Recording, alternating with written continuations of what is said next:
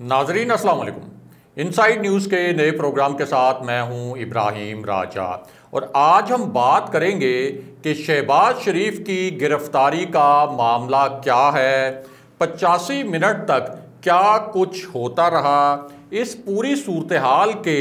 3 किरदार कौन हैं, नून लीग ने इस नई सूरत हाल पर अब किस नौयत के फैसले किए हैं। एक वीडियो जो सोशल मीडिया ऐप्स पर यानी फेसबुक पर, ट्विटर पर और इंस्टाग्राम पर वायरल है और जिसे बहुत बड़ी तादाद में लोगों ने देखा है, इस वीडियो में किस तरह के हैरत अंगेज मनाजिर हैं और इस वीडियो में नज़र आने वाले किरदार कौन हैं। हमारे जिन दोस्तों ने अब तक हमारे चैनल को सब्सक्राइब नहीं किया, उनसे हम कहेंगे कि हमारे चैनल को सब्सक्राइब कर लें ताकि उन्हें अहम मालूमात बर वक्त मिलती रहें। अब वापस आते हैं आज के मौजू पर, यानी शहबाज शरीफ की गिरफ्तारी का मामला क्या है। सबसे पहले आपको एक ब्रेकिंग न्यूज़ से आगाह करते हैं क्योंकि इस खबर में कुछ नए हकायक सामने लाए गए हैं। इससे पहले ये हकायक और ये इंकशाफात मंजर आम पर नहीं लाए गए थे, लेकिन अब इन इंकशाफात और इन हकायक की ऑफिशली यानी सरकारी सतह पर बाज़ाब्ता तस्दीक की गई है। तो मामला ये है कि ये नए इंकशाफात दुनिया की सुपर पावर यानी अमेरिका की जानिब से किए गए हैं और ये इंकशाफात एक ऐसे वक्त में किए गए हैं कि जब ये हकायक मंजरे आम पर आए तो दुनिया के तमाम ममालिक हैरान रह गए और इसी रिपोर्ट ने पाकिस्तान के अंदर भी एक हलचल मचा दी है, जो कि बाज़ाब्ता तौर पर एक तस्दीक शुदा रिपोर्ट है और इसकी ऑफिशियली एक सर्टिफिकेशन दी गई है कि ये जो आदादो शुमार हैं इस रिपोर्ट में ये बिल्कुल दुरुस्त हैं। और इस रिपोर्ट में बताया गया है कि अमेरिका के काबुल से निकलने के बाद अफ़गान तालिबान के हाथ 85 अरब डॉलर के जदीद तरीन हथियार लगे हैं। यानी इन हथियारों की मालियत इतनी है जो पाकिस्तान का जो सालाना बजट है उससे कई गुना ज़्यादा है और पाकिस्तान का जो दिफाई बजट है यानी फ़ौजी बजट जो हर साल मुख्तस किया जाता है उससे भी 12 गुना ज़्यादा मालियत के जो हथियार हैं जदीद तरीन वो लगे हैं अफ़गान तालिबान के हाथ और इनकी कुल मालियत 85 अरब डॉलर बताई गई है। अब इसके साथ साथ इसी रिपोर्ट में एक और धमाका खेज़ इंकशाफ भी किया गया है और बड़ी ही सनसनीखेज़ तफसीलात बताई गई हैं। इस रिपोर्ट में बताया गया है कि अफ़गान तालिबान के पास 33 M17 हेलीकॉप्टर्स उनके हाथ लगे हैं, 33 ब्लैक हॉक हेलीकॉप्टर्स जो अमेरिकी साख के हेलीकॉप्टर्स हैं जिनमें जदीद तरीन स्टेल्थ टेक्नोलॉजी भी है। ये 33 हेलीकॉप्टर्स भी अफ़गान तालिबान के हाथ लगे हैं। इसके अलावा 43 MD-530 हेलीकॉप्टर ऐसे हैं जो अमेरिकी फ़ौज के इनखला और नेटो के इनखला के बाद अफ़गान तालिबान के हाथ आए हैं। और मशहूर ज़माना फ़ौजी जो एक जेट होता है C-130 कार्गो तैयारा, ये भी अफ़गान तालिबान के हाथ में 4 तैयारे आए हैं। इसके अलावा 23 तैयारे जिन्हें A-29 सुपर एयरक्राफ्ट कहा जाता है वो भी अफ़गान तालिबान के कब्ज़े में हैं। इन एयरक्राफ्ट्स को भी ज़ाहिर है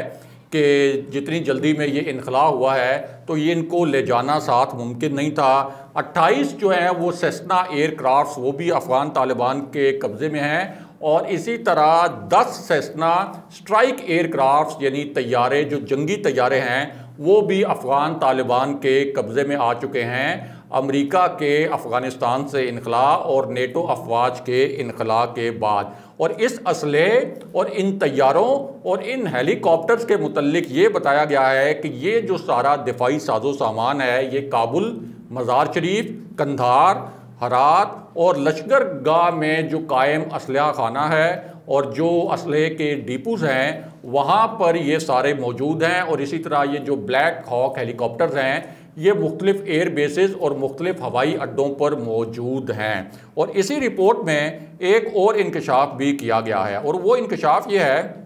कि इस वक्त तालिबान के कब्ज़े में जो पहले वो इस्तेमाल करते थे पुरानी क्लाशनकोफें, अब उनके हाथों में वो पुरानी क्लाशनकोफें बिल्कुल नज़र नहीं आ रही, बल्कि उनके बजाय M4 एक नई और जदीद तरीन राइफ़ल है वो नज़र आ रही है, M16 राइफ़ल्स हैं, M24 स्नाइपर राइफ़ल्स हैं और M18 जो असॉल्ट राइफ़ल्स हैं वो भी अफ़गान तालिबान इस वक्त इस्तेमाल कर रहे हैं, जिनका उन्होंने इससे पहले कभी तसव्वुर तक नहीं किया था कि वो ये राइफ़ल्स भी इस्तेमाल करेंगे, बल्कि ये राइफ़ल्स इससे पहले उन्हीं को निशाना बनाने के लिए इस्तेमाल होती रही हैं। अब इसी रिपोर्ट में एक और दिलचस्प इंकशाफ भी किया गया है और वो इंकशाफ ये है कि अफ़गान तालिबान के हाथ सिर्फ कोई ब्लैक हॉक हेलीकॉप्टर्स और ये जो जदीद तरीन राइफ़ल्स हैं सिर्फ ये नहीं लगी, बल्कि कुछ और ऐसा अस्करी साजो सामान भी लगा है जिसकी तफसील बड़ी दिलचस्प है और ये आपके सामने मुख्तसरन रखते हैं। इस रिपोर्ट के मुताबिक जो अमरीकी असलहा था जो अफ़गानिस्तान के अंदर रह गया, उसमें 22,174 जदीद फ़ौजी गाड़ियाँ थीं। जाहिर है कि उनको तबाह करने का या साथ ले जाने का कोई ऑप्शन अमरीकी अफवाज के पास मौजूद नहीं था। जितनी जल्दी में अफ़गान तालिबान ने काबुल से अमरीकी कब्ज़ा छुड़ाया तो ये 22,174 जदीद फ़ौजी गाड़ियाँ भी तालिबान के कब्ज़े में हैं। 634 MI-17 व्हीकल जिसको कहा जाता है बहुत ही भारी व्हीकल होती है और इसके मुतल्लिक ये कहा जाता है कि बहुत जो जदीद तरीन आप कह सकते हैं कि अस्करी नौयत की गाड़ियाँ हैं उनमें ये शुमार होती है, वो भी अफ़गान तालिबान के कब्ज़े में है। 155 माइन प्रूफ जो गाड़ियाँ हैं यानी बारूदी सुरंगों से महफूज रहने वाली जो गाड़ियाँ हैं वो भी इस वक्त अफ़गान तालिबान के हाथ आ गई हैं। इसी तरह कोई 169 M13 पर्सनल कैरियर जो हैं वो भी अफ़गान तालिबान के हाथ में आ गए हैं और 42,000 ट्रक और जो SUVs हैं वो भी अफ़गान तालिबान के अब ज़ेरे इस्तेमाल हैं। और ये तमाम गाड़ियाँ अमेरिका ने जब इनखला किया तो अफ़गानिस्तान में छोड़ी थी। इसके साथ साथ 64,363 मशीन गन्स जो अमरीकी साख्ता हैं,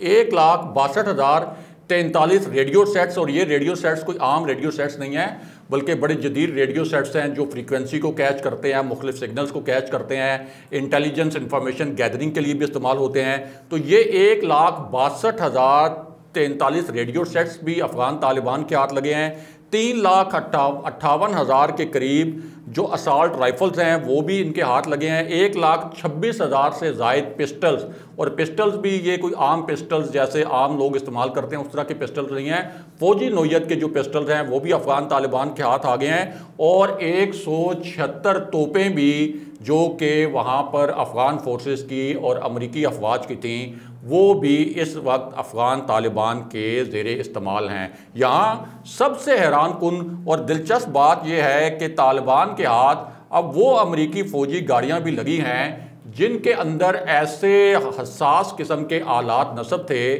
कि जिस भी जगह पर वो गाड़ियाँ चलती थीं तो अगर वहाँ पर कोई बारूदी सुरंग बिछी हो तो ये एक खुदकार निज़ाम के तहत उन बारूदी सुरंगों को नाकारा बना देती थी, उनको डिफ्यूज़ कर देती थी। अब यही जो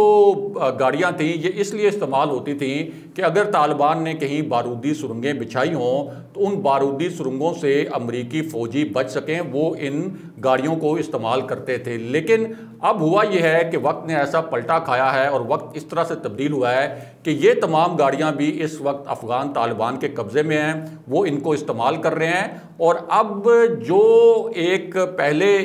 यानी एक मामला था कि बारूदी सुरंगों से बचने के लिए अमरीकी अफवाज ये गाड़ियाँ इस्तेमाल कर रही थी, अब वो गाड़ियाँ अफ़गान तालिबान इस्तेमाल कर रहे हैं बिला खौफो ख़तर। बहरहाल अब वापस आते हैं कि शहबाज शरीफ की गिरफ़्तारी का मामला क्या है और इस पूरी सूरत हाल के मुतल्लिक आपको एक अहम वाक़या भी सुनाते हैं। तो मामला ये है